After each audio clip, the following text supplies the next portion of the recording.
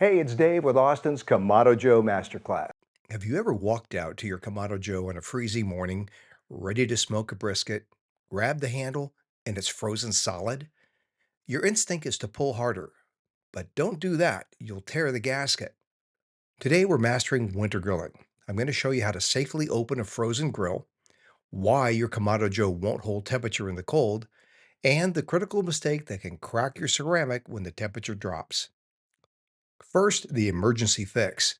If your dome is frozen shut, it's usually moisture in the gasket that has turned to ice.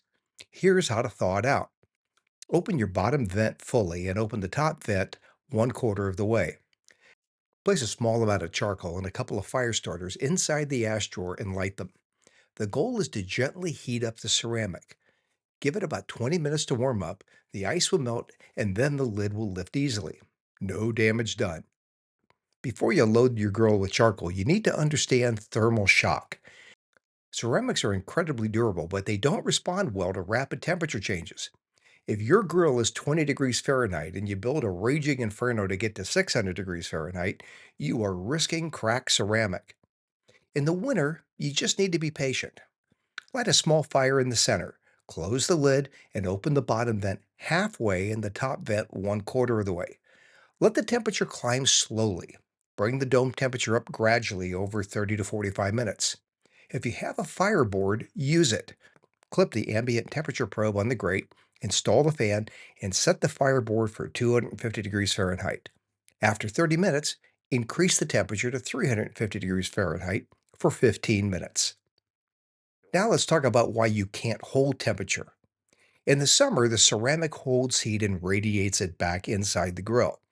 In the winter, the cold air outside is constantly pulling heat out of the ceramic. This means two things for your setup. One, you will burn more charcoal in the winter, so fill the basket higher than usual. And two, your airflow settings will need to change. You will need to have your vents slightly more open than you're used to maintain a temperature. The fire simply needs more air to maintain temperature in cold weather. Let's talk about moisture. If your grill's been sitting unused in the rain or snow, your ceramic heat deflectors might be damp. If you heat a wet heat deflector plate too fast, the water inside will expand and crack the deflector plate.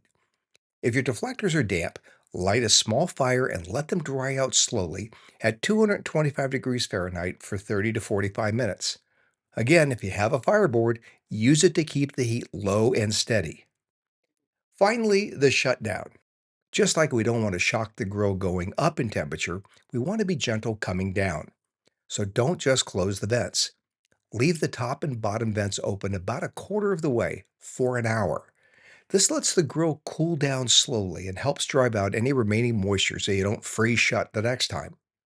After an hour, close the bottom vent and leave the top vent open about 1/4 of an inch.